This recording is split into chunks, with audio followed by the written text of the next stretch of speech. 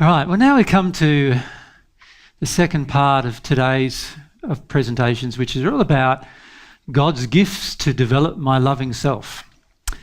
And like as if the creation of the soul isn't gift enough, you know. It's an amazingly complex creation. And there are gifts that God's given us right at the time of the soul's creation. And then there's gifts that God's given us in terms of the potentials. And then there's gifts that God gives us by choice, by our choice. So you could say there's three categories of gifts. The first category of gifts are the ones that I'd like to talk about with you straight away, and that is the gifts at the time of creation.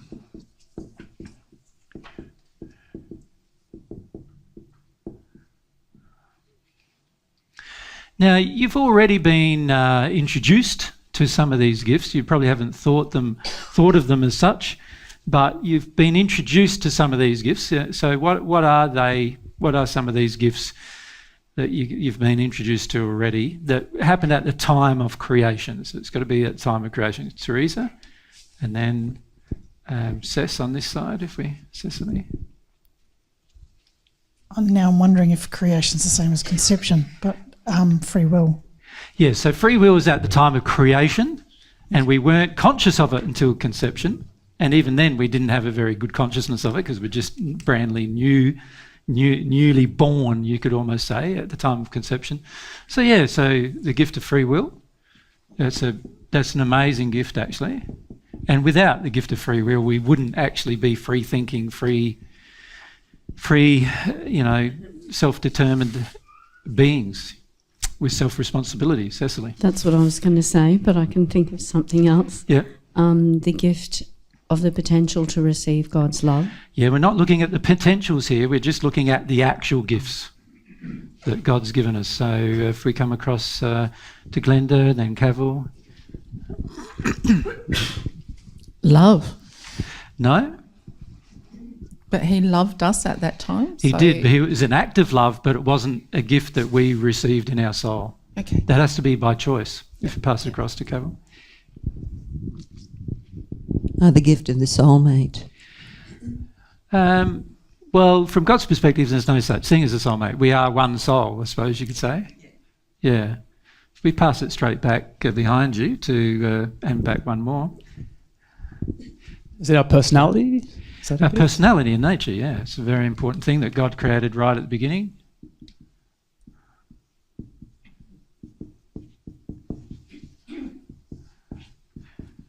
Yep. If we go to Pamela, and who else had their hand up?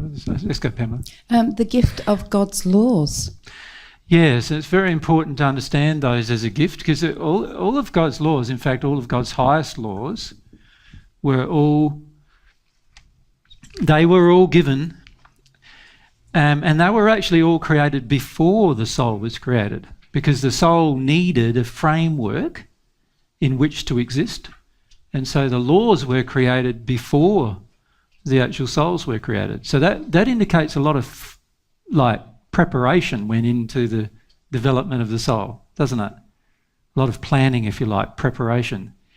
Because the laws had to exist before the soul could actually survive. So God created all the laws, and then God created the soul.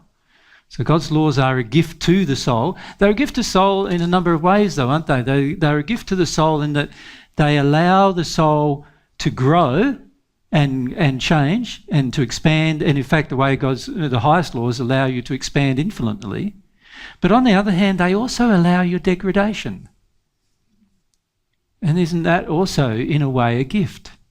Because basically it's allowing you to determine for yourself which direction you want to take. Right? So God's laws allowed for your degradation, and then because they also allowed for your degradation, they also allow for your redemption. So that's pretty clever. to allow a whole heap of laws that allow for your infinite expansion, but allow laws that allow for your degradation, and then also have laws that allow for your redemption, so that you can redeem yourself from a place of degradation. It's a very clever thing to do. See, this gift, free will, made these laws necessary for a lot of reasons, some of which is that God does not allow anarchy in the universe. In other words, does not allow anybody who degrades in condition has less of an effect on the universe around them than a person who increases their condition. And there's laws that govern how much of an effect you can have on the universe around you based on how much love exists within your soul. So if less love exists in your soul, you can have less effect on the universe around you. And you need more and more people to help you to have a big effect if you have less love in your soul. Now on earth, it's easy to get others to help you. In the spirit world, that's a lot harder, because every time somebody helps you, they feel extra pain as well. And they're sensitive to the pain now, you see. So yeah, there's a lot of very clever laws in there. And they're all gifts to us, all gifts. Yeah. If we go to Pamela on this side. He's given us this playground in the earth and the spirit world and beyond. Yeah, so the universe has been specifically created for you to play in. In fact, there's very little point in creating the universe unless you were going to create human souls in order to play in it, if you think about it.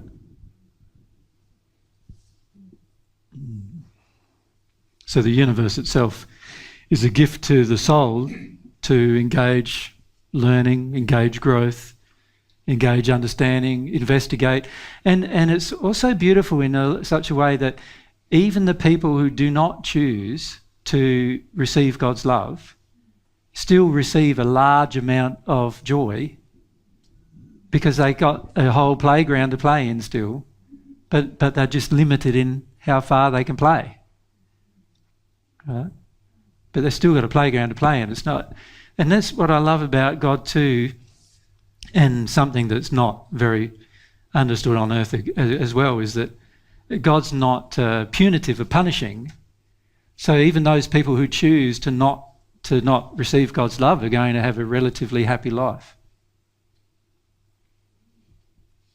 And He's given them a playground so that they can have a happy life. Right?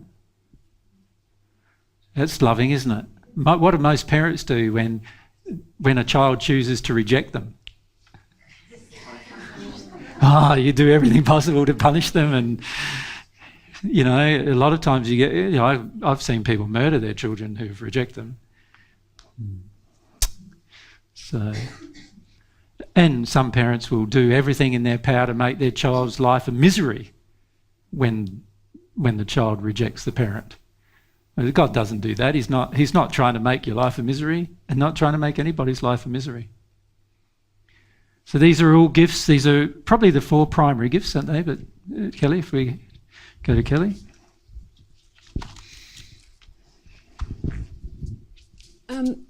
So the spirit world, what about, is that our creation from our potential of growing, or is it God's? Or degradation. Yes, yeah. Isn't it? It's both. It's like, so initially God created one sphere in the spirit world. That was it. The 6th sphere. That was it. And then the first human couple that degraded to the 5th sphere, and the 5th sphere in the spirit world got created.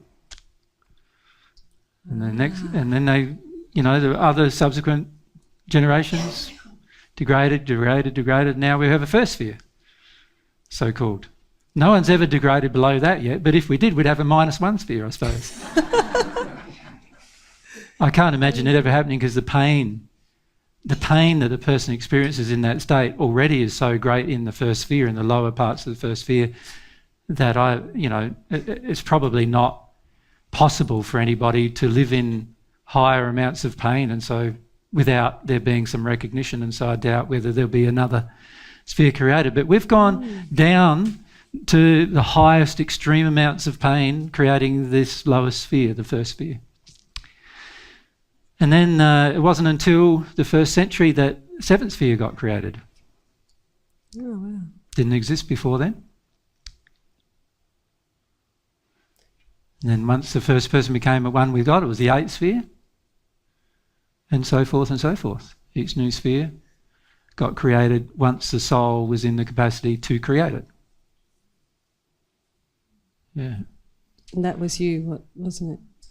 Yeah, but in other fragments of the universe, I suppose you could call them, there are other people similar to myself. So there's probably 8 to 10 worlds like ours where we have people coming, and they all have spheres surrounding those particular worlds as well. And a person like myself in those places created those particular locations. Oh, thank you. Yep. Okay, David.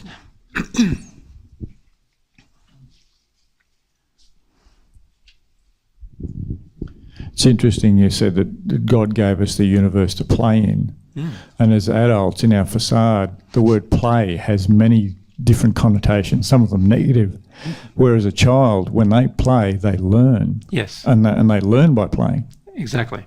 And that's the way God designed us to learn, by playing.